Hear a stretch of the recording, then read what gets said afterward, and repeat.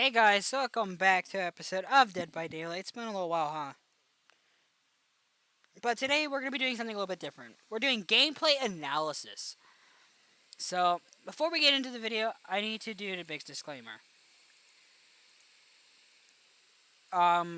This is pre-recorded. I had these videos recorded. I didn't actually want to post it due to the help of the video length, and it was 1 hour, and I forgot to end my recording, so that was a thing.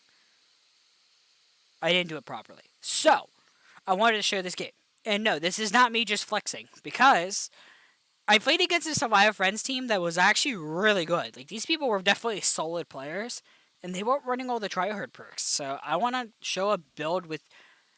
This video is here is also about to show how bad Billy is, that even someone who understands the game with Hillbilly can still lose against these type of people, even though they're not bad, but they're not like god tier survivors either.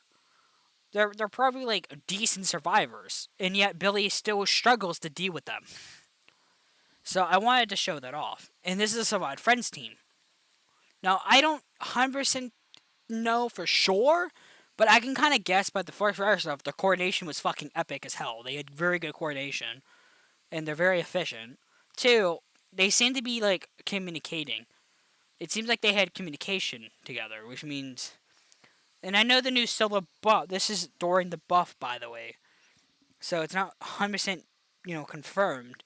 Because this is when the UI. But it seems like these people were definitely, like, they wanted to burn these maps on purpose. Maybe 2 teams of 2. That's my full guess. But this game was also super fun as Hillbilly, me playing Billy and playing its. I made a couple mistakes this game myself. But I also did some things to help, deal with them. So I want to give you guys that games can be frustrating and Survived Friends teams can be very stressful, but I'm going to teach you guys how to deal with them. That being said, let's get into the match. By you can also see my display, like. Alright, so the video turned down, so you can barely hear me. So these are the 4 survivors you play against, and immediately with their offerings. Now I'm not going to be showing the entire game. I'm going to show you the important highlights of the game. This is going to be like not that quick, but you notice on that offering screen, they burnt the game and Colwyn. Colwyn is fairly a balanced map. Well, the game is very survivor sided most of the time, unless you're playing against stealth killers or a killer that really does punish infinite pallets. Pyramid Head is a good example of this. Pyramid Head pretty much punishes that map, so or maybe Nurse even. So yeah. Colwyn, I'm assuming the Colwyn offering they were trying to get Cowshed. Cowshed is considered one of the best survivor maps. So immediate my mindset was, okay, so this is definitely going to be a squad. I need to, so even before I got into the game, I changed my mindset a bit. So I obviously was a little bit angry more in this video than I was normally.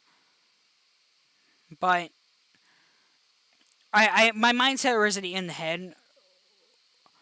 Alright, so where I spawned is, if you notice how I spawned on top of a hill.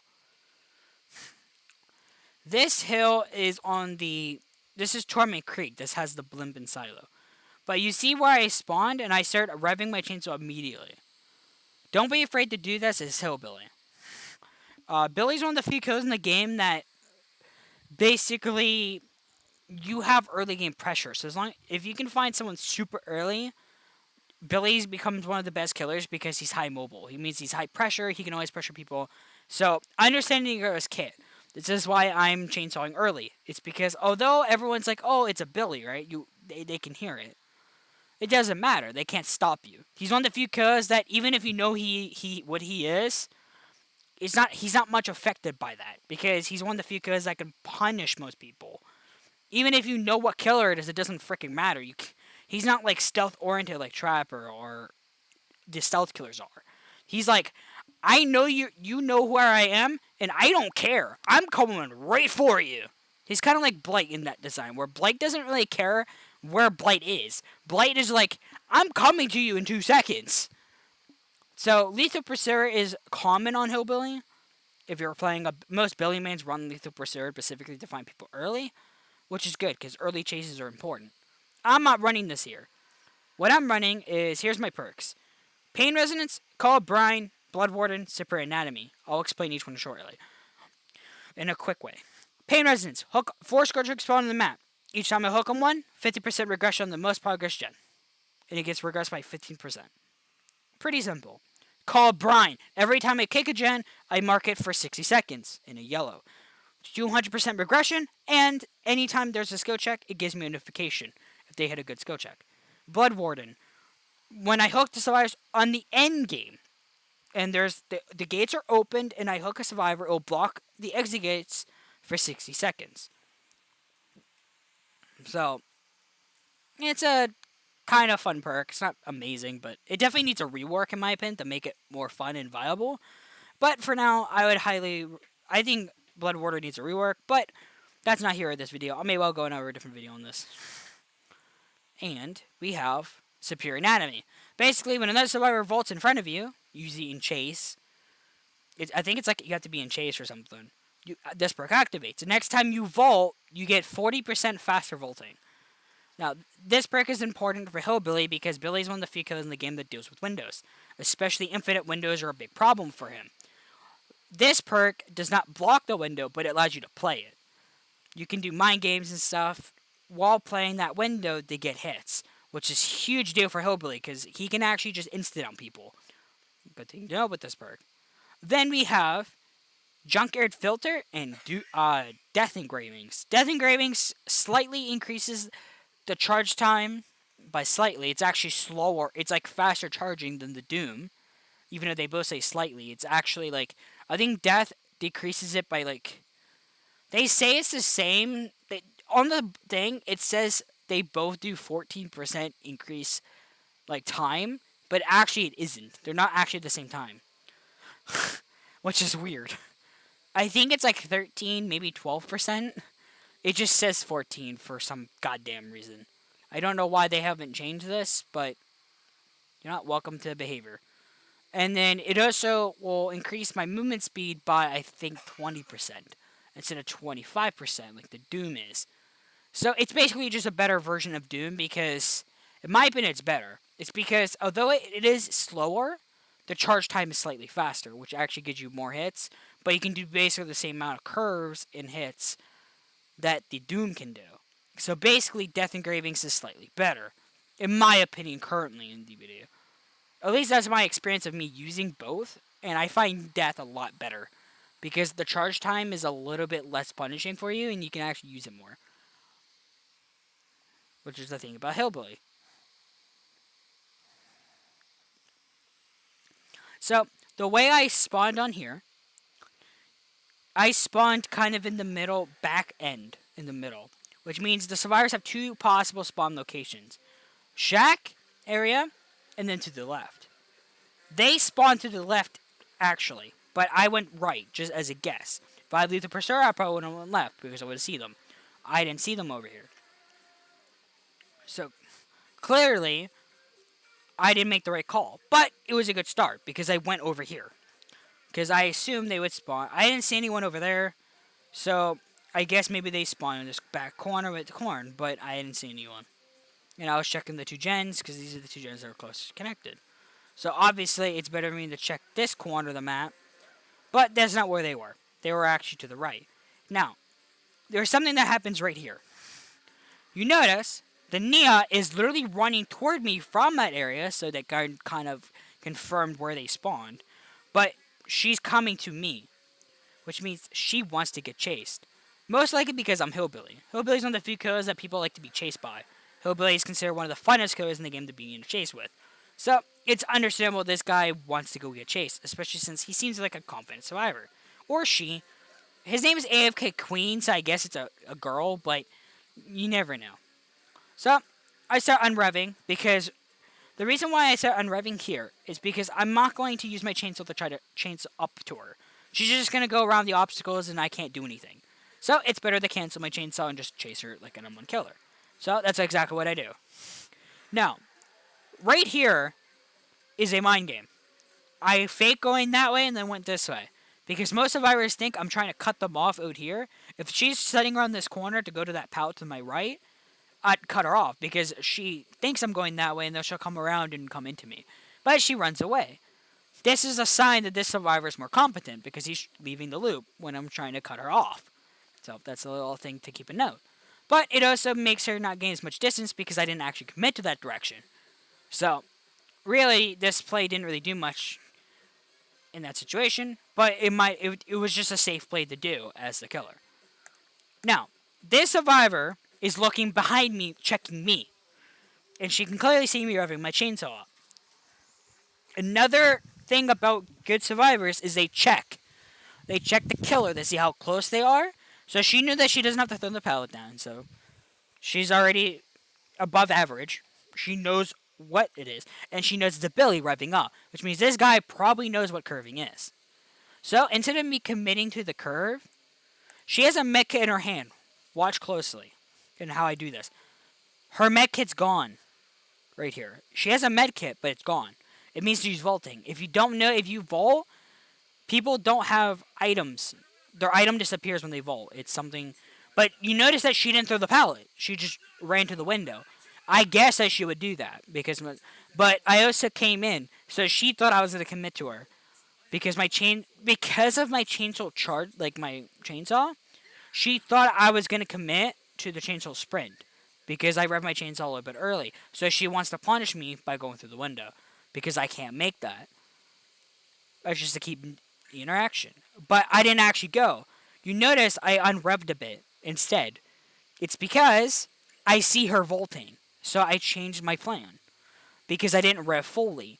A good Hillbilly player will always 99 their soul to react what the survivor does. That's a key thing with Hillbilly players. But, key note nonetheless. But she is vaulting. But you noticed, look where I am. This is the perfect position for a curve. Now, if you notice on the indicator, she vaulted.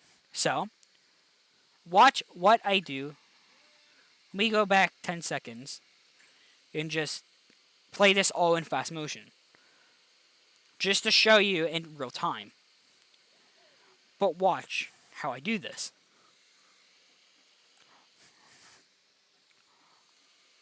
You notice that I didn't hug it. The way I curved was outwards. It's because good survivors won't hug. Because they know you're going for a curve. She can clearly know that I'm a good hillbilly. By the fact that how I'm playing that, she already knows I'm good. And decent, especially at this rank. Obviously, you can expect a good hillbilly player to know how to the curve and do all the mechanics. But I knew that she wouldn't stay at the tile. The way good survivors will counter hillbilly is hillbillies will have to hug, right? They don't go out. They curve in. So that way they can hit them around the corner when they're going to, like, around the loop. So good players will run out. This and keep running out. That's why the Billy misses because you're thinking you're looping it. But I didn't loop it. I knew this. So I curved outwards. That way, basically, I hit her because I went outwards and predicted what she was going to do. So immediately she's down. Now, this is actually a quick amount of time. They get a gen done, obviously, see? Which automatically tells me, as the killer, that this is... They're obviously doing gens together, probably with... They had a toolbox to improve themselves. This is normal that by the time I got a first down. But, as a killer, don't be alarmed about that. A lot of people are like, oh my god, killers don't have an irrigant pressure. It's okay to lose gens early. In my opinion, that's actually a good thing for killers most of the time. Depending on what killer you're playing, it's okay to give up a gen early. Billy is one of the killers that can kind of defend gens early, even at 5 gens. Billy can kind of defend. But even if you can't, it's okay to give up a gen early. It's not a big deal. 1 gen is not going to kill you. Because you can still defend the other ones. As long as you delay the gens enough, you can pretty much win a game, even if they get most of the gens done. So keep that in your mindset. So don't try to, all you want to do is delay the gens as much as possible. You don't want to actually, fully defend them with most killers. So don't be alarmed that you're... So right here, they saved. So since I didn't see anyone, because I don't have any aura reading perks, but my game sense didn't... I was checking the main building because I figured they might go over there or near those gens, but they didn't actually go for it. So I went back to the hook because that's the only nearest. I know for sure there's people there. Right here's another indicator these people were together. The fact that they're healing like this. Most teams do not do this. Like if you're playing solo queue players do, or like if they're not together in columns, they usually don't double heal like this. Most teams anyway. It's more because in solo queue play, it's not really worth it. You want to split up because you're not as coordinated. So you want to split up and only have one person heal at a time. But the fact that they're double healing means that these people are coordinated. So this is another indicator that these people might be in S2F, or, they're queuing together. I think it was a 2 and 2. At least is my thought process. All right, you see this Kate? She ran around the corner. You see this Felix? At this moment, I could have went left and chased her, but I went for the Felix because he ran away. And boom. I predicted he went into a bad spot, so I insta-downed. That is a key factor with Hillbilly because that Kate was in a loop. She could probably dodge it. He's in the middle of the fucking open. He's dead. Because Billy punishes mistakes. That was a mistake on the Felix's part. They stayed and healed, but because the Felix ran away from the tile and didn't go around the corner, he died for it. And then I'm just checking the gens. Because it's a good idea to check these gens because people like to go and do them. There is no gen progress in any of these, so I go back this way because I know there's someone on a gen. And boom. Right here. There's also a boon here. There's Shadow Step. Watch. Right there is a good decision on my end. Why? This guy was getting to the pallet. Therefore, I didn't actually chainsaw. I M1'd. It's because I had enough distance to M1. Because at this moment in time, it's okay to M1 this killer. First, it gives me pressure, and two, I might as well take the free hit. You don't have to chainsaw all the time as Hillbilly. A lot of people are like, oh, but you need to be chainsaw. No, don't be chainsaw only. That's a bad decision. Also, she stuck at the loop, so I kicked the gen because she stayed at it. They get called Brian. And then she went down. It's because I did a mind game. I pretended to go around, then vacuumed back with Superior Anatomy, and got the free down. That's the reason why Superior Anatomy's good on Hillbilly. It's one of the few perks that allows you to play. That tile is normally really strong against Hillbilly. Hillbilly cannot really do much. Unless the Survivor obviously makes a big mistake. But if they play it perfectly, there's not much you can do as a Hillbilly player. Even with curving. So, especially with that window. That window is extremely strong and you can't really play it. Unless you predict them correctly. But that's where my perk comes out. Because of Spirit Anatomy, I'm able to play it. And she's injured, so I can just M1 anyway. If she wasn't injured, I would have literally insta-down with the chainsaw. Because I had enough distance. Keep that in note. So I hook her here. I started struggling a little. But I hook her here. Because there's no reason me not to. And then I go for another person. They're on this jump. See, they're working together again. There's two people here. So, I think there was two people there. Okay, right there is me chainsaw faking. I chainsaw faked there because I thought this was a pallet. So I chainsaw faked. I pretended to rev and didn't. That's a way to punish people who think you're going to... I didn't hit that curve because I went too early. I had to wait a little. But that was a mistake on my end. And then I tried 180ing this and I completely failed because, again, I went too early. That was a mistake on my end. I could have had this guy downed. But instead of me, I went back to the hook. Now, they actually get this done. This is another cue. The fact that they're cranking this out. They know I have Call of Brian and I'm gen defending this. So they're trying to crank it out together. Which is another indicator these guys are so bad friends. It's because they're coordinating that they want to get this gen done. And look. All three of them are there. Now, that play, there was a high-risk play. It didn't work out like I wanted, but it was a high-risk play nonetheless. The reason why I did that is I was trying to bait him thinking I'm going for the Nia, and then turn around the corner, make her hesitate, and then try to hit her with a 180 curve. It didn't work, but it was a good attempt. Sometimes you have to make ballsy plays like that in order to succeed. And that was a ballsy play. It didn't succeed, but it's okay. Now, I missed this, which I'm embarrassed to say. I'm not playing very well. But look, I am not going to tunnel because I'm not that tunneler. And then I somehow missed this.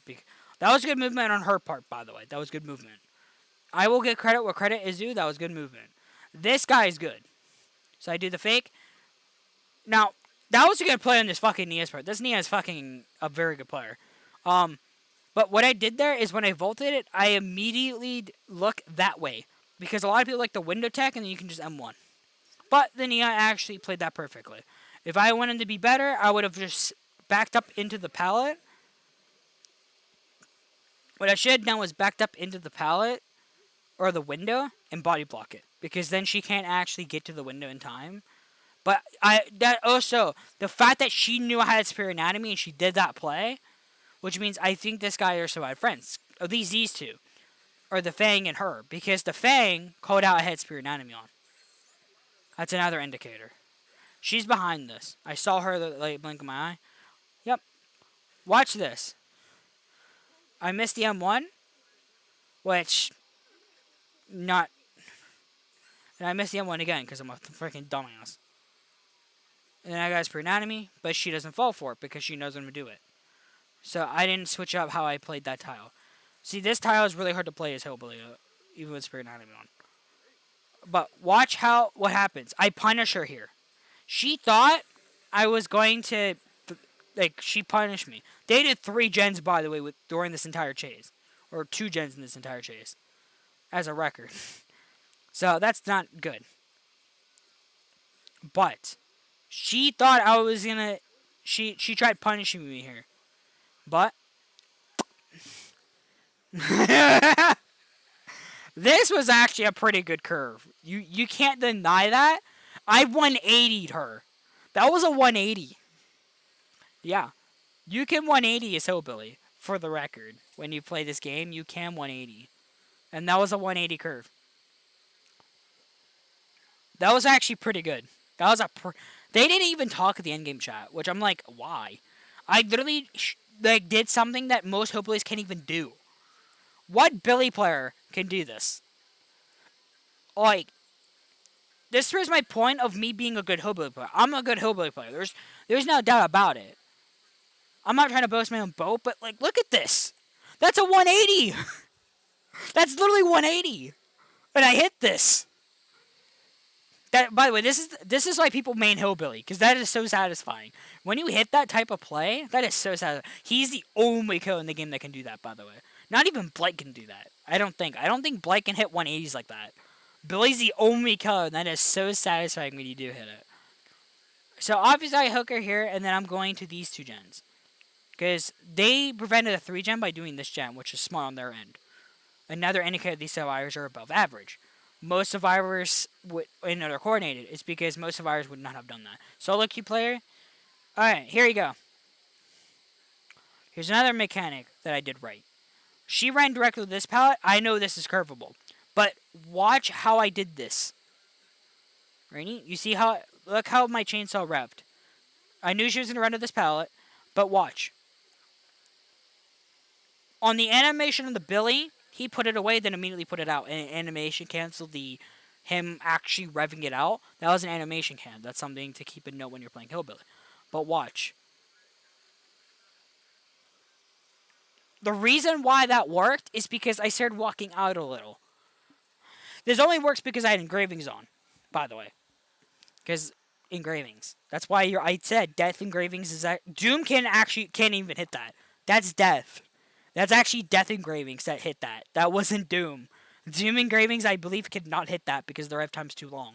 That was death engravings that allowed me to hit that.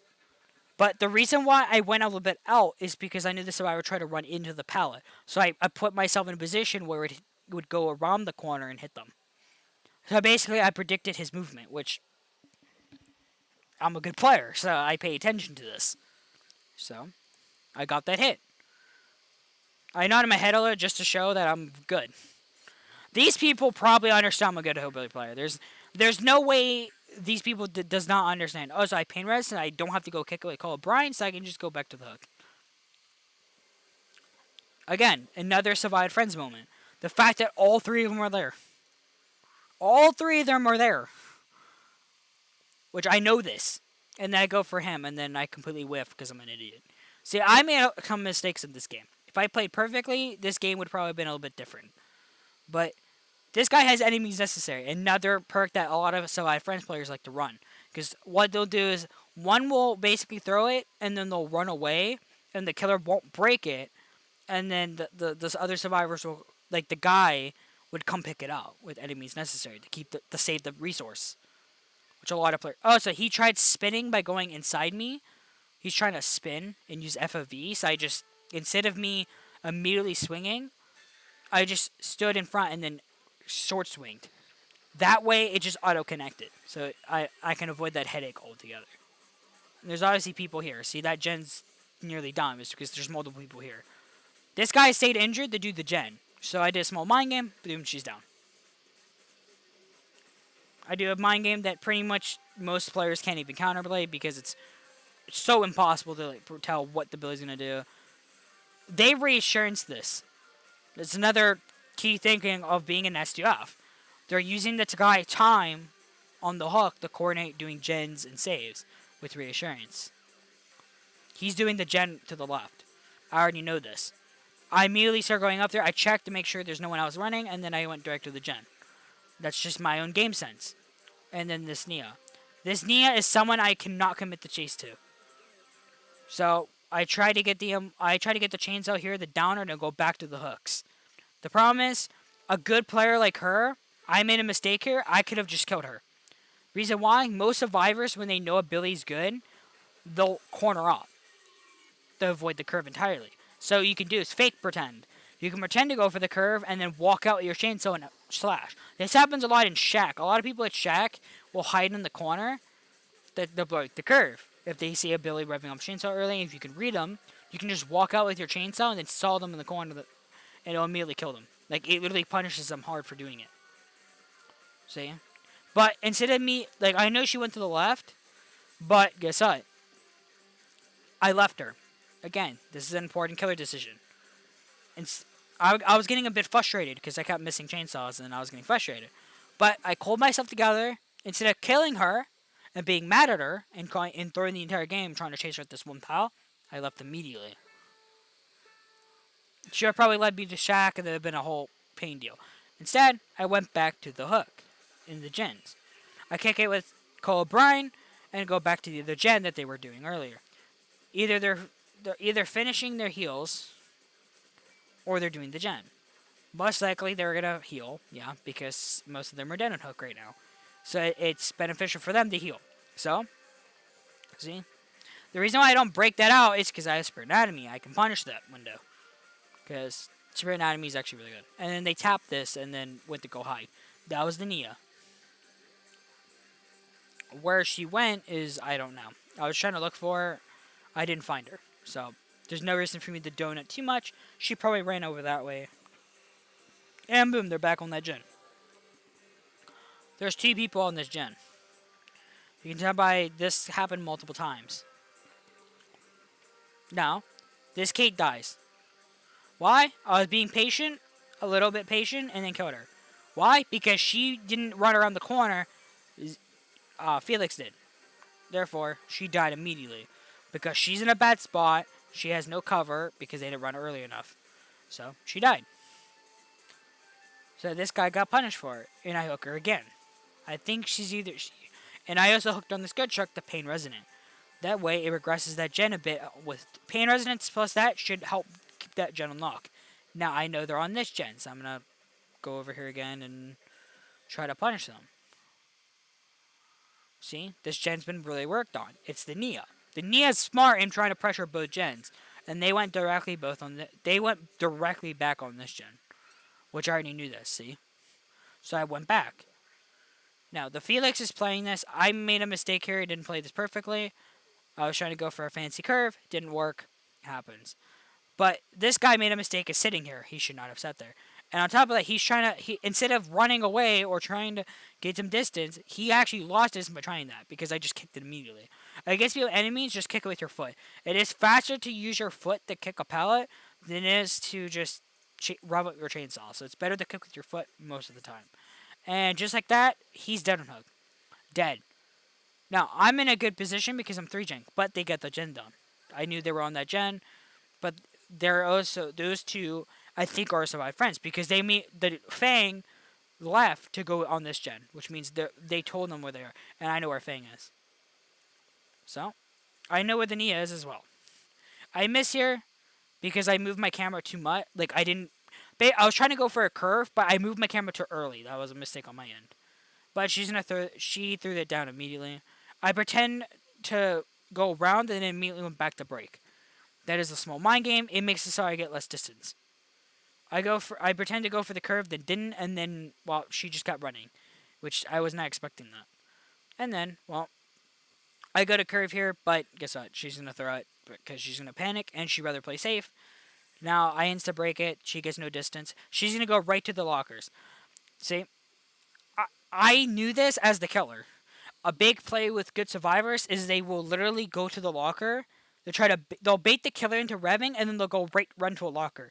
So what I like to do is I rev my chainsaw around 40%, then start canceling when I see them run to the locker, and then I immediately grab them like this, because they never expect a good hillbilly player to know that and predict. I predicted exactly what he was gonna do and hooked them. These people immediately knew I was a good killer. There's no way in hell I didn't even know I was good. The fact that I'm making these predictions just shows you that I know how to read people. And I've been playing Hillbilly for hundreds and thousands. And then she just left.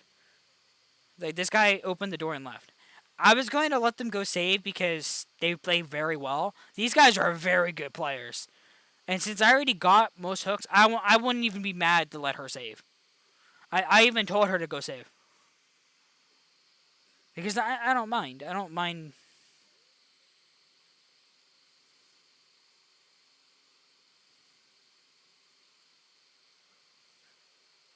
The guy killed himself, but I don't know why he didn't let me go save. I would have literally let him go save. Because I'm a nice guy. I'm not sweaty. I really wanted him to just go save. But the guy left. But, yeah. And that was it. That was literally the game. Now, another key factor is look at the perks. These people did not have as many of the stronger perks that I thought they would have. Like, off the record, the one guy had Hope, which is unique. They had, two of them had Boon Circle Healing Shadow Step. It was funny. It was the Fang and the Nia, which kind of told me that those two were together. I think 100% those two were together and they were trying to get good maps, which is why they had the builds the way they were. They were trying to get like good boon maps in order to lose killers. I don't think they were, and then the other two were just maybe another side friends, but they were separate. They all left by then. No one said GG at the end, which is weird because against a good hillbilly player, there is no way in crap they should not have said GG.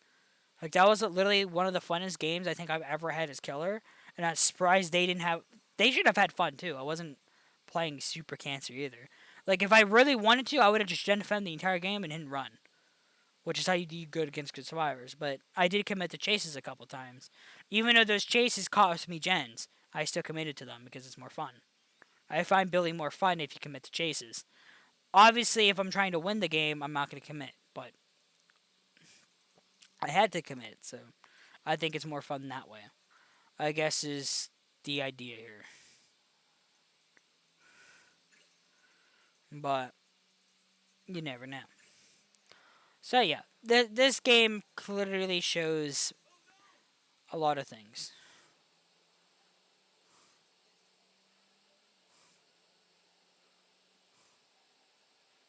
But I just wanted to give my own like thoughts, I guess.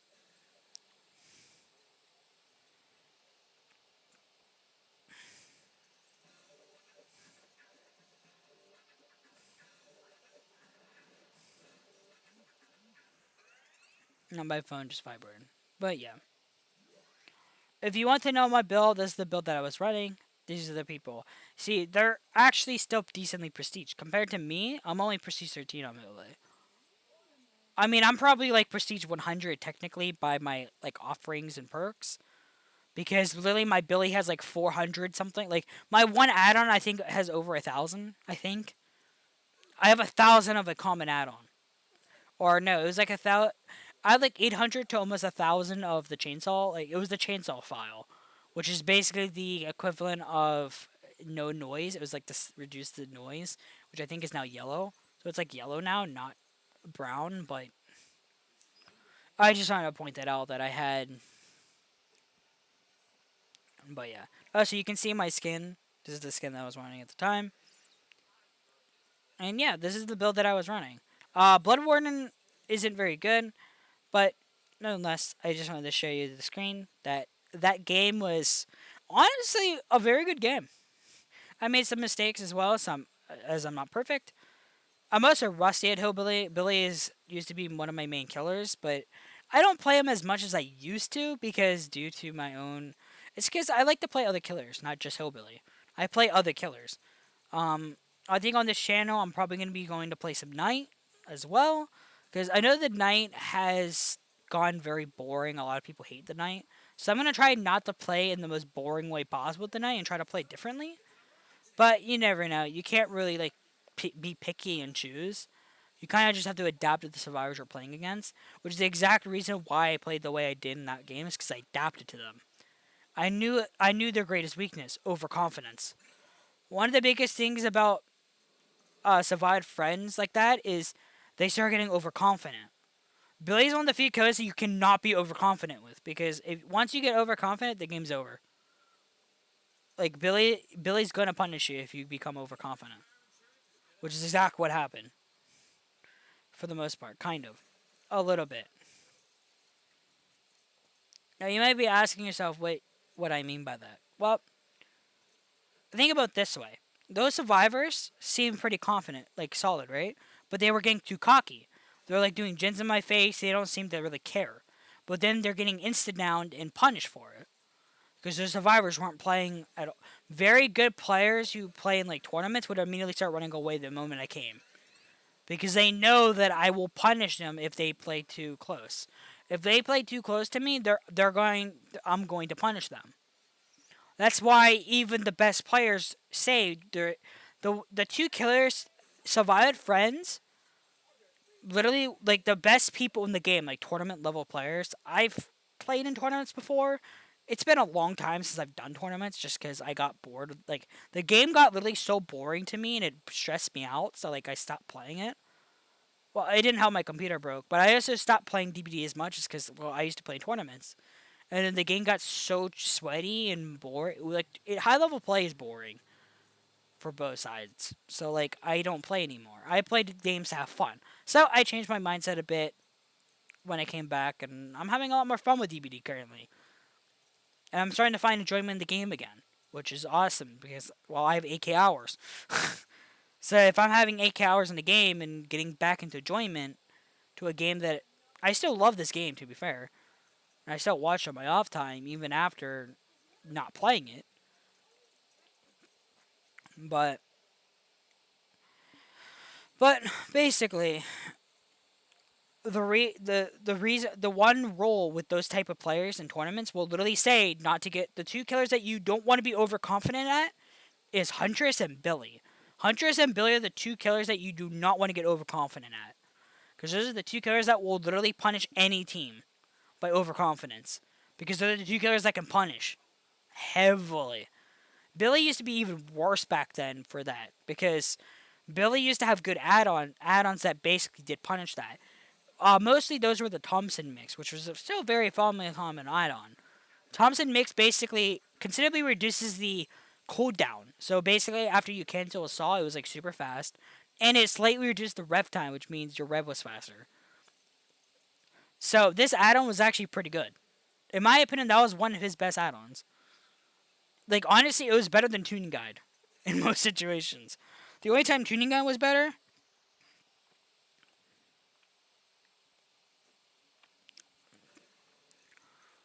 The Thompson mix was actually the best, I think, for Instasaw. A lot of people are like, why don't you, like, for Instasaw? I think everyone ran, like, Primer Ball with Tuning Guide. No, I think Thompson mix was slightly slower because it's slightly in moderately compared to the two moderately's. But it was still ridiculously fast. Like it was ridiculously fast.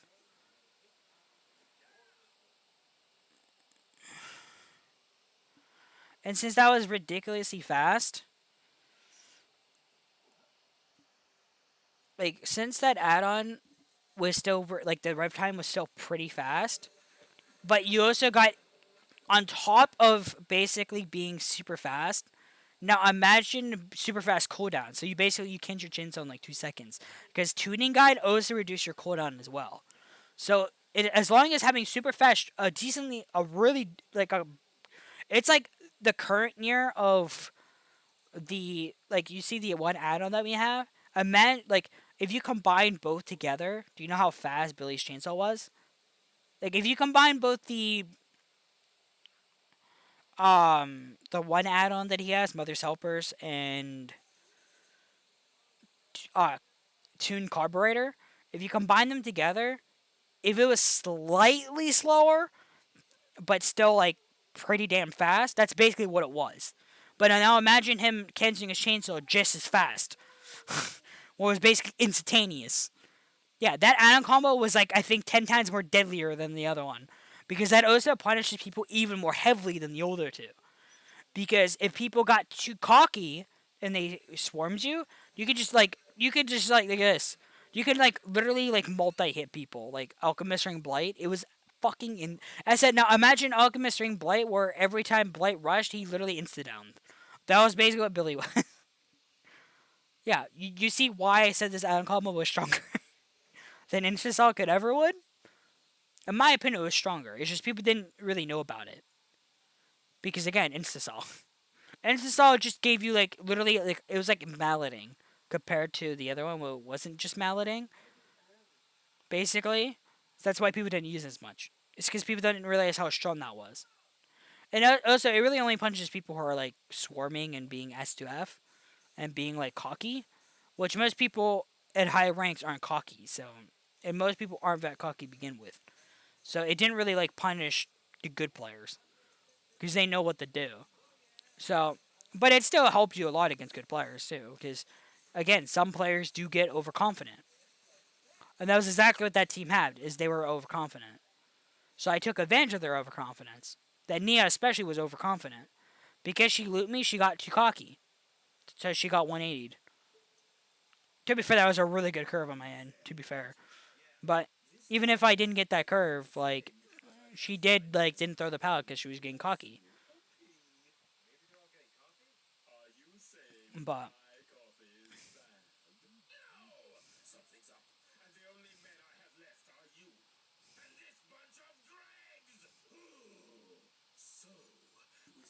tough. I'm sorry if you hear that. That's my mom playing Lego game.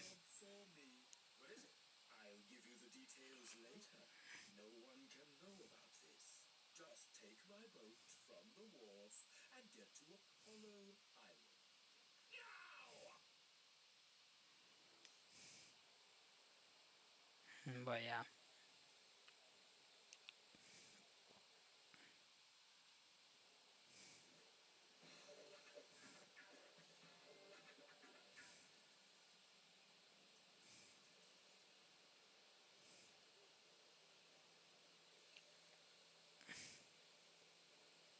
But yeah.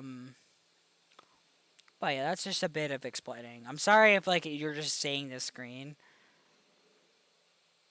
I just wanted to show you like I basically just wanted to talk.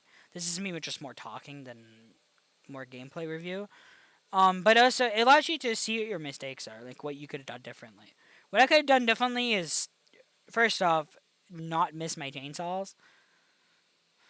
But I think I pretty much did the best I could against a team like this. So I don't think I did all that bad either. I think I did very good for even though making those mistakes, I still made a good comeback and got literally. I literally 11 hooked them, which is good. Like 11 hooks is still pretty decent, especially since that the way I play. That's how I play killer. Now I don't even think it was my perks because I didn't really use pain. Like pain resistance helped a little in just delaying the game because what I like to do is just delay the gens a little bit. Like I try to delay the gens as much as possible, but I don't want to stop the gens from being done. I just want to delay them as much as I can, just so I can have enough time to get all the hooks in and getting kills. That's why the way I play is I just delay the game a little, and then I just go for because I don't just gen defend. I just delay the gens a little bit and then use Blood Warden as like a cleanup, where I clean up the last couple with Blood Warden or another perk similar to it. Why I think Blood Warden is reworked, because Blood Warden is so fucking inconsistent at being a cleanup perk that it's useless half the time. I literally don't get any value out of the perk and it becomes useless. So I like to see this perk getting a small buff, for say. I want this perk to get buffed. Or like reworked, I guess, because this perk needs a rework. Because No Way Out just does its job better. So I want to make it back a par with No Way Out and make it more different. Like make it basically way better and actually activatable instead of just being like useless half the time, because it's mostly useless, which sucks. It's very useless half the time.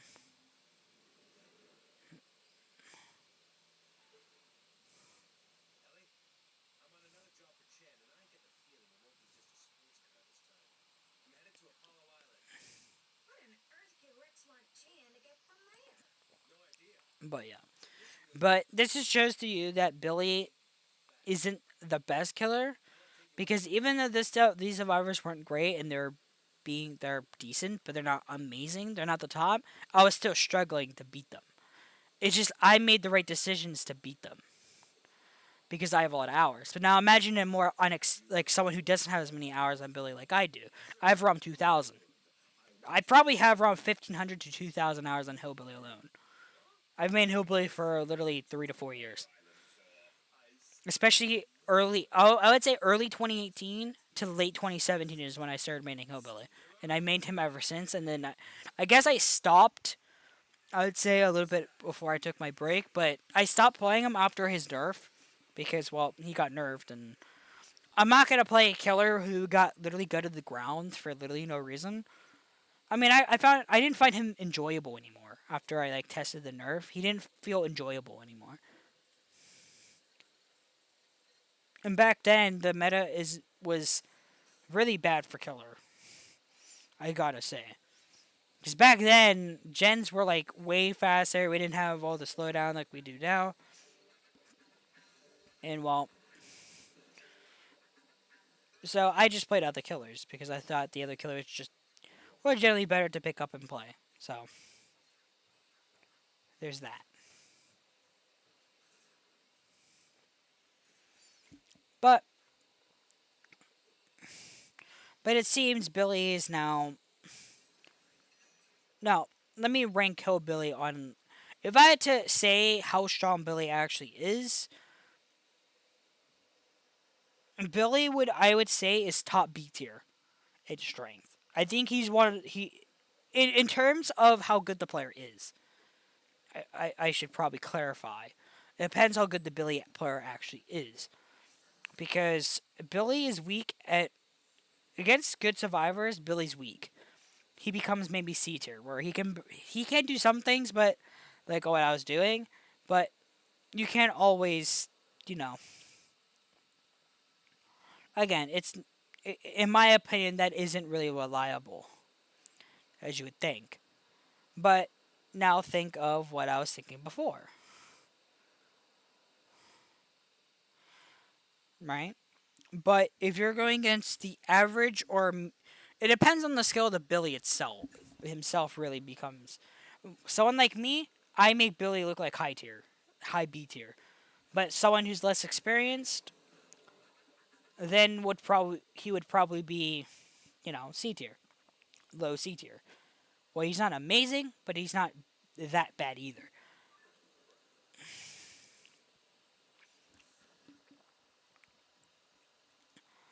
Now, is Billy the buffed? The answer is yes, but how to buff him is unknown. To me, I don't know how to buff Hillbilly because I know he needs them, but how do you buff him? Because you don't want to make him too overpowered either. And I don't want him going back to what he was. I don't think he needs to. Overheat would be a start.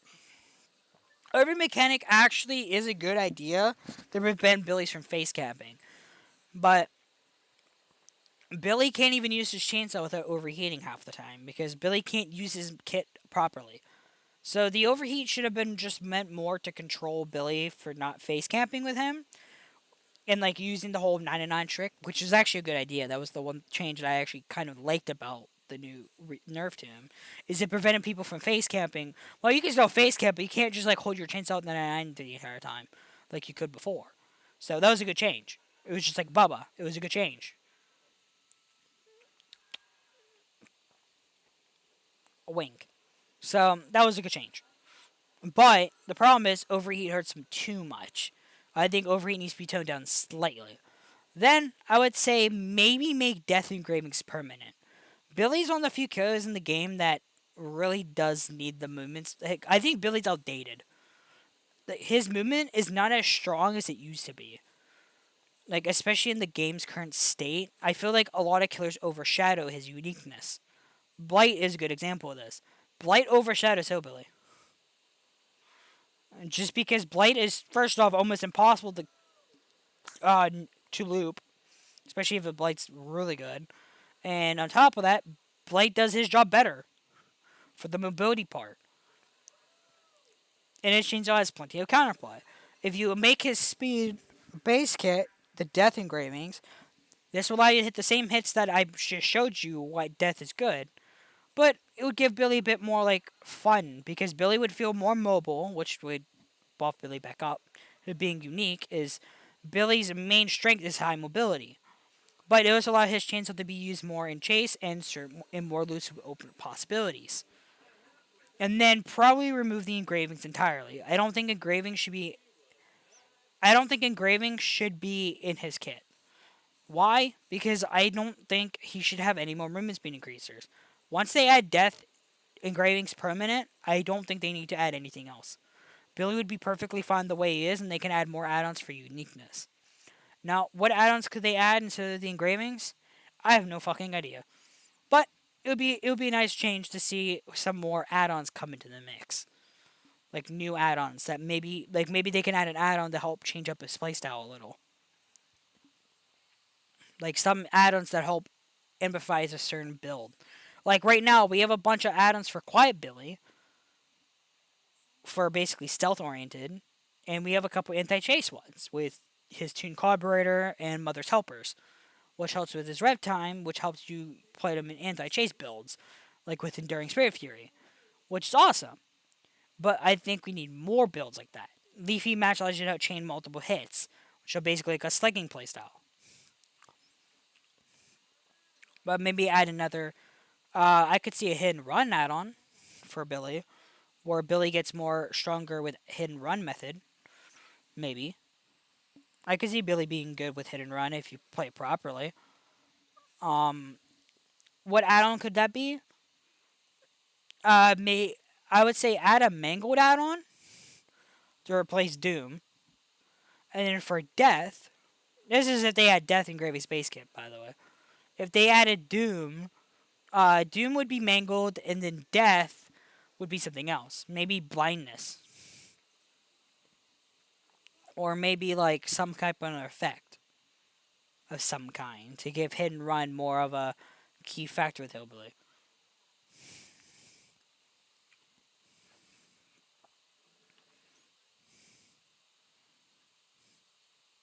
Or maybe Death Engravings is mangled, and then Doom is another add-on.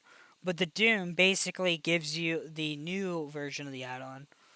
It basically gives you it's basically it becomes the green, but it basically reduces the overheat a little every time you hit someone with your chainsaw. So like it will reduce heat a little. So like it gives you like maybe it would be a small thing though. It wouldn't be like big. Maybe like 10% of your heat gets negated if you hit someone with your saw. It'll like get rid of like 10% of your heat or something if you hit your chain like only on survivors, not on like pallets and windows and shit or breakable walls. Sorry, something like that. That's how I would probably buff Hillbilly if that was my educated guess. Because again, this would make Hillbilly feel more unique. Because I don't mind the add-on nerfs to Billy. I think it's just the overheat and Billy being not unique anymore is the main problem. Billy is a very unique killer, but the problem is he doesn't feel unique. So I'm trying to make him feel unique. And if you make Death Engraving's base kit, you don't have to worry about running all the strong add-ons anymore. Like you don't have to run Death or Doom every single match to make Billy feel good. Now you can actually play Billy with different builds and make Billy feel a lot nicer to play. Making the overheat less hurtful as well also helps with this because then Billy would also feel kind of nice to play. You don't even need to reduce the heat because I think if they just made Death Engravings permanent, guess what? Death Engravings also reduces the heat a bit. So this would probably also fix the problem. But it would make Billy feel more unique to play and his ability actually feel good. On top of that, Billy would feel like a lot more powerful as a killer because then his mobility would actually be useful. Because don't underestimate how strong Death Engravings are. Like how fast you still move is pretty. Like I mean, he moves fast at base kit, but this makes it even faster. So this actually feels nicer to use because it gives survivors even more less time to react. So, and this would make Billy feel more like a powerhouse compared to like Blight is.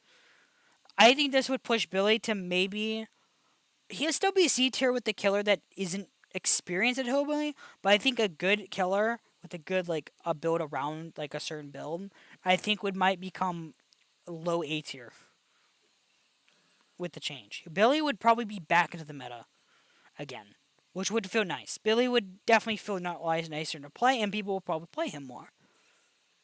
But again, he wouldn't be overpowered either, because I don't think Billy will ever be overpowered like he used to, because he doesn't have those add-ons anymore. Billy would just feel more fun with playing actual builds with him. Because at the moment, you can't really run builds with him. Because you always need Death and Great. You need Death or Doom. Usually, I think Death is better. So you need Death usually. Or Doom in order to play him even at a high rank. So making him better against high rank survivors is the play. Because it won't change Billy's core mechanics. It doesn't really change Billy himself. It doesn't make him any easier. It makes him easier with a Billy who's experienced. It doesn't actually help the newer players who aren't good at him in the first place better. Like before. Before the speed increasers that made your rev time faster and cooldown would punish Billies who aren't very good at Hillbilly, who don't know what they're doing. It basically buffed them up for no reason. The new change would not buff them because it doesn't help them at all. It doesn't help them get hits better. It doesn't tell them when to rev, when not to rev. It does not help them at all. And it actually hurts them a bit because their charge time is a bit longer. But this would help buff the experienced hillbillies to who actually know what they're doing. And I think more people would invest into this killer, which means this killer would feel a lot more better to play, and the meta might be shaken up. Because I guarantee Sprint Burst would probably come back into the meta. A lot more. Because Dead Heart won't be as ran because, well, Billy exists. So Billy might actually make this killer feel, unique. But that's just, you know, my take on everything. Again, I'm not saying Billy needs a huge buff. I'm saying, well, this would be kind of a huge buff, kind of.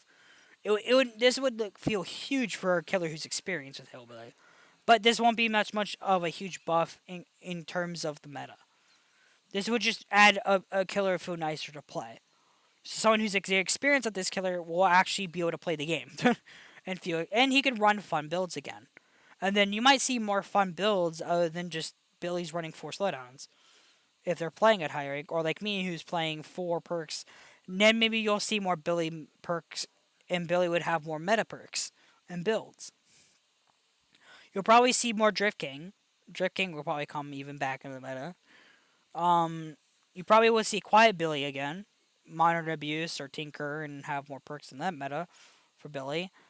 Maybe some Infectious Fright combos with Leaf and Mash. You may have some more anti-loop builds with like Speed for Enduring with the Mother Helpers. And even the new perk, or the new add-on that I suggested. And you may even hit more hit and run play style where you're trying to slow down healing and giving the survivors Basically, it's the same thing. It's the pre-grim chain. Basically, survivors, when hit, will get mangled and they get reduced repair speed slightly.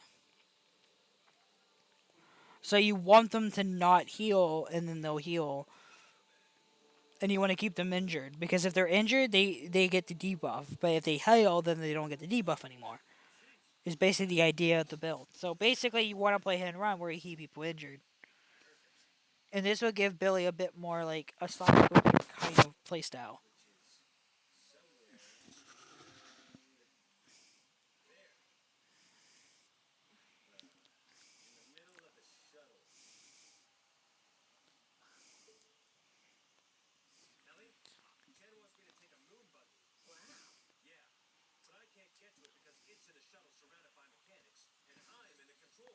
Maybe you can do something to get their attention. That's the last thing I want, isn't it? No, because then they'll have to come to the control room, meaning you can sneak into the hangar. Okay, I'll just try pressing some buttons then. What's the worst that can happen?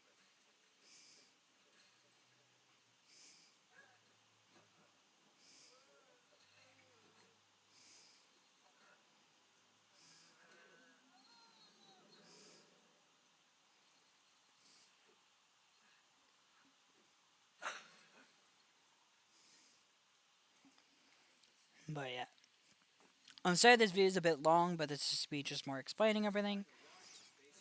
But yeah, I just wanted to do some explaining as my talks and what they could do to Hillbilly. And now this is me being a Billy main, so obviously my opinion might be a little bit biased because I main this killer and I want him to be good. But I think this overall would help the health of the game out and feel nice to play. Then Billy would probably see more meta, which means Survivor would also be more fun because again, Billy's a fun killer to go against, especially a good one. A good Hillbilly is like probably one of the funnest things in the entire game to play against. I think everyone can agree Billy's a very fun killer because again, Billy doesn't feel like if they buff the Billy the way I want them to buff him, like the way I suggested, Billy would feel like a powerhouse, which means he doesn't feel like those killers that just get dominated because even though the killers equal skill. Think like a good killer that let's keep a note is like Pig. Like it is fun to go against a pig, but the problem is Pig is too freaking weak that even if the pig's equal skill to the freaking survivors, like let's say it's the best pig player versus the best survivors. The best survivors will always just dominate a pig and make because it doesn't matter.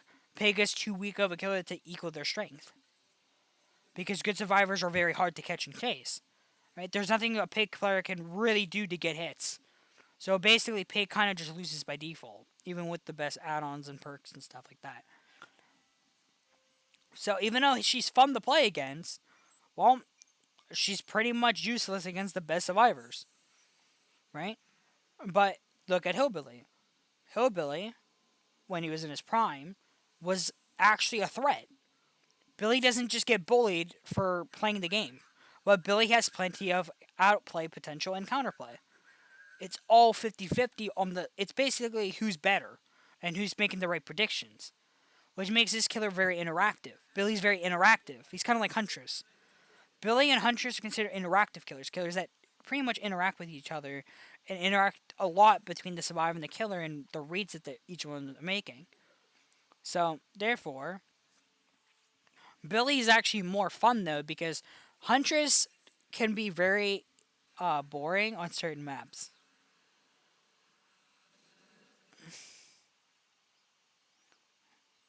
So, like, certain maps, Huntress kind of just dominates because, well, Huntress dominates on certain maps, and she can be very sometimes oppressive. So I can see the people's frustration with Huntress is she can be frustrating on certain maps, but if the map is kind of balanced around her, and it's like fair and balanced for Huntress to like to counterplay her, but also give her some opportunities to hit, then Huntress can be fun to play against, right? Like there are like certain maps that Huntress dominates more than others because well, and there's some maps that she just completely oppresses. Like Yumoka Estate is a map that Huntress completely oppresses. But if you're playing on like a map like Coldwind, Huntress kind of doesn't get like there is some fair amount of counterplay and things you can do against her on like Coldwind maps compared to other maps like Yomoka. But normally in most chases, she's still interactive. Like there's still like, and the thing is, Huntress doesn't feel as oppressive as other killers, even in those, because like other anti-chase killers, it's basically a guaranteed hit. Huntress is not a guaranteed hit unless the Huntress forces it. But most of the time, there is some things you can do as a survivor to juke her or predict her. So there are like small little things to do against a Huntress, even if the Huntress is good. There are like small things you could do to like play around her power, and that's where Huntress becomes kind of fun to play against. In my opinion, Huntress is semi fun to play against, and she's very interactive. Billy kind of feels like the same way. At equal level, when the Billy was good and the survivors were just equal skill, the game was a 50-50 in most cases. It was who made the right call. That made Billy very interactive. It basically tests the skill on both players, and Billy was strong enough to deal with the good survivors, so it didn't feel boring. Like Pig is interactive in the sense with her dash and everything, but the problem is Pig isn't mobility at all. So she just gets dominated on large maps by default. Even on small maps, she still got dominated. Because as long as stars play efficiently, Pig is useless. Like she basically got dumpstered. But she's fun to they'll play interaction and chase, but in reality, she's too weak as a killer. She can't handle people splitting up. Billy could. That was the difference. Billy could handle them. He was an actual threat against good survivors. And he was also fun to master. And the thing about Billy, though, is unlike Nurse or Spirit, Billy actually took a lot of hours to master and play him well. Billy took a lot of time and effort on the killer's end to learn him. Why Billy players are some of the best killers in the game. I think this is why I'm a very good killer who knows how to play every killer, because, well, I main Hillbilly. Since I main Hillbilly, I know how to play a lot of killers just by playing the game, because Billy is still similar to other killers in the game. But the difference is Billy still requires a lot of game knowledge, game sense, and the skill of being a good killer. So I can coordinate that with other killers in the roster. I just know that his playstyle is different from like Wraith playstyle. But overall, Billy was one of those killers that basically was like, if you're good at Hillbilly, and the thing is, you can't just pick up him and take like 3 games to learn him and then dominate almost every game if you're a good killer. For example, Nurse is a good example of this. I picked up Nurse when I had around 3K hours in this game. And I literally got to the point, I literally played 1 game it took me to learn her blink ranges. And then it took me around 2 to 3 games to basically master her. And then ever since then, I dominated every single game as Nurse. Like the game was not a challenge. So I stopped playing Nurse. This is why I don't play Nurse to this day. I play Nurse only for challenges because I find Nurse boring.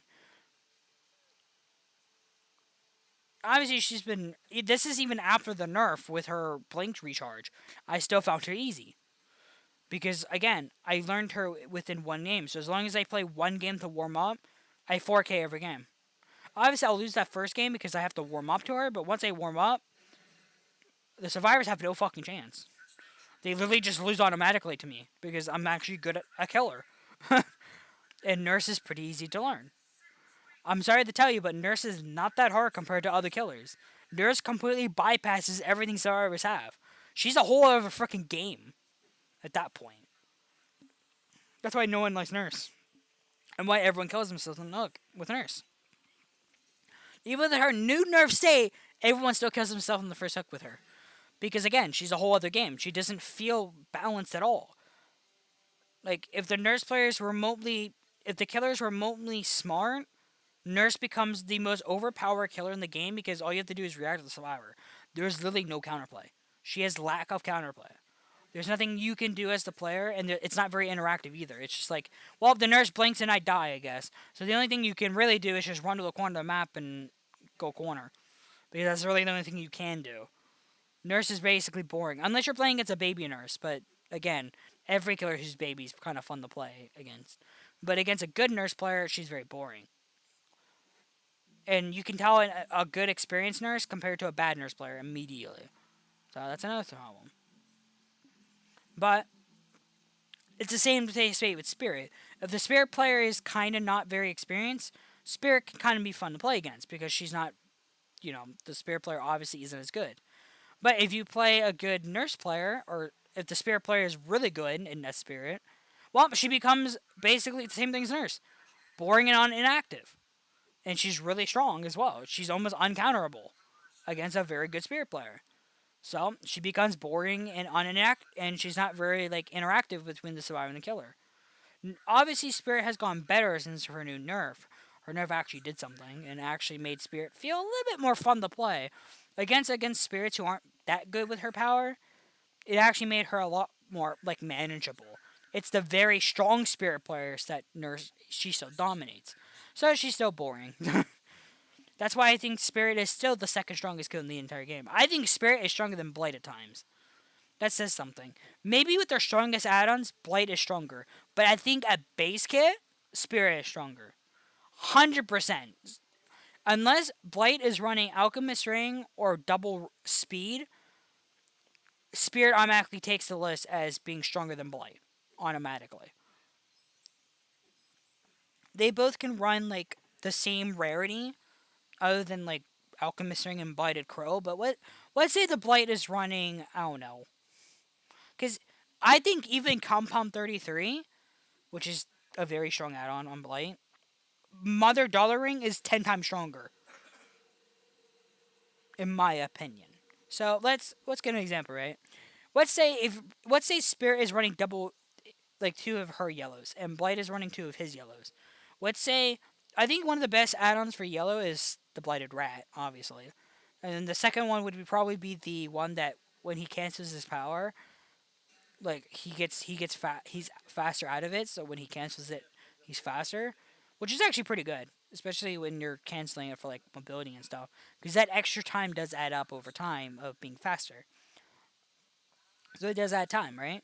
It adds up over time, which allows you to get more pressure on the map, and so it makes Blight is pretty good, right? While Spirit with her double yellow, which is normally range, it's usually either range. I think it's usually range and movement speed, where her duration. Well, it's duration, not range, but same thing. It's duration, which allows you to get more range out of your power, and then you have fucking movement speed on top of that. Well, that is way stronger than her Blight's two add-ons. Blight Spirit is literally stronger.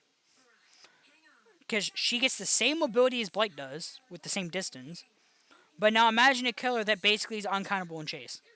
Unlike Blight, where even with, there are, things you can, pre-throw pallets to delay them. You can't do that with Spirit. Spirit just kills you. Mind you, she has a... And you can say, oh, she's 110, right? Wrong. Well, she is 110, but the problem is, it doesn't fucking matter. She gets guaranteed hits if the Spirit's good. On top, because she just uses her ears. And trust me, ear tracking is still one of the best ways to track a survivor. Because it literally tells their exact position. It's called directional sound for a reason. You can literally tell their exact position by their sound. And Spirit's all about that. So once you learn it, well, Spirit becomes easy mode. On top of that, she's still good at mobility. She has one of the best mobility powers in the entire game. It's the third best. Technically speaking, Billy is the best mobility in the entire game, if you think about it. Dredge, well, no. If I had to put a tier list, the best mobility in the game is Dredge. Dredge has the highest mobility of all killers. Do you know how fast Dredge is? Dredge is instantaneous, especially with his add-on. He's basically there. It takes literally 2 seconds. And the thing is, he can go from anywhere on the map, and he doesn't have any downside.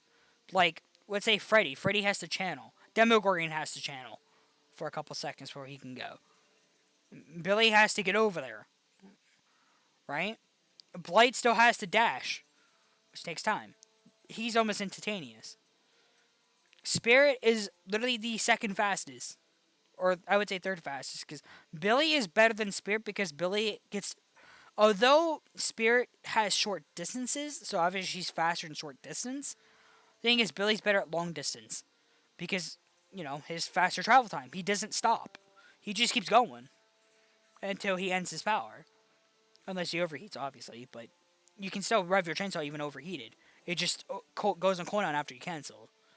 But it means that he can get across the map in 2 seconds. So on very large maps like Red Forest, Billy's actually kind of better, especially when going to gen to gen. If he's going like compared to other killers, if he goes gen to gen to gen, Billy is literally the second best because he can just keep going around the map by keep going. You don't have to stop.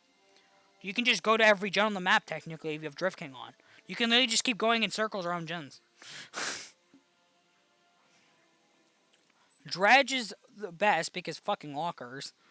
Like he instantaneously teleports anyone on the map no matter what he does. And he's super fast while doing it. You can make it even faster because he's actually faster chaining it. So if he goes into a locker, right? You could if you chain it, it's actually faster. So if you go into a locker right next to you, it's pretty fast. But then if you switch to another locker, it's even faster. I've noticed. Than if you did the first one. So you can actually like coordinate this. And you can like spam it. You can go boom boom. And it'd be even faster than if you just aimed at it directly at the first one. At least that's what I've noticed when playing Dredge. People don't do this. But I think it actually would actually be beneficial. But Spirit is the third best. If you're talking about certain add-ons. If Blight is running double speed, yeah, no, Blight's better.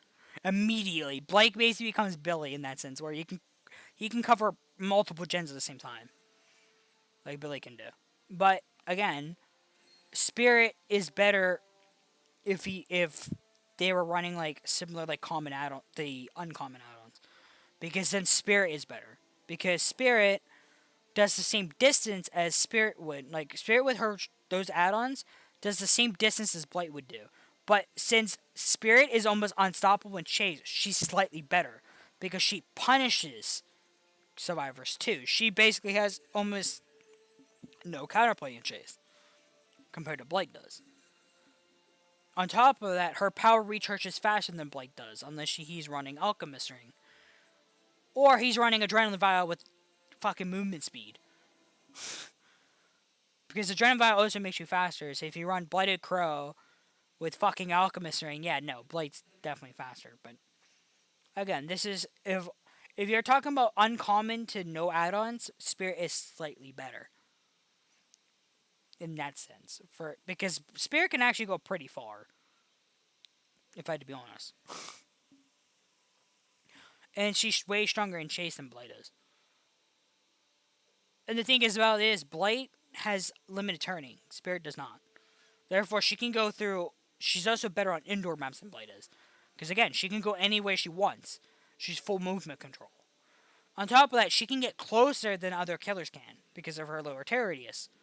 On top of that, even in phase. Her phase is like 40 meters. The problem... You could say, oh, it's directional. It is directional. But it doesn't pinpoint your exact location. The farther away you are from a survivor when they hear the phase, you can't actually tell her actual direction. You can tell the direction, but you can't tell her exact position. It's only when she's up close. Basically, once she's within a certain meter range around you, that's when Spirit becomes, I guess, that's when Spirit's audio becomes super directional. Where you can exactly tell her position. But she has to be kind of close. Like, I would say maybe 20 meters. Once she's within that 20-meter range, you cannot tell her exact position anymore. You can kind of tell what direction she's coming from, but you don't know exactly what, where she is until she gets super close to you. That's when you know. And then you can tell what direction she's coming, like her exact position. But again, there are little things you can do with Spirit to literally mind game this to make this even worse. But yeah. Again, I know I ran on tangent on the killers of the Billy, but I mean, if you're gonna talk about Billy, you gotta talk about the other stronger killers that Billy used to equal. So, that being said, I hope you guys are watching this video. I'm gonna end it here, and then probably get this video uploaded. Probably not tonight, but probably, and it's an hour, 20 minutes, Jesus. And I was talking for a past hour. I'm sorry. I will put a timestamp below just the gameplay, and then if you want to hear my thoughts, I'll put a timestamp of my thoughts of everything afterwards. That way, it makes... I should have said this at the beginning of the video, but it's whatever. But then you said, I hope you guys are watching. I'll catch you next time in the next video. And I'll catch you guys later. And GG's, everyone, and good luck in the fog.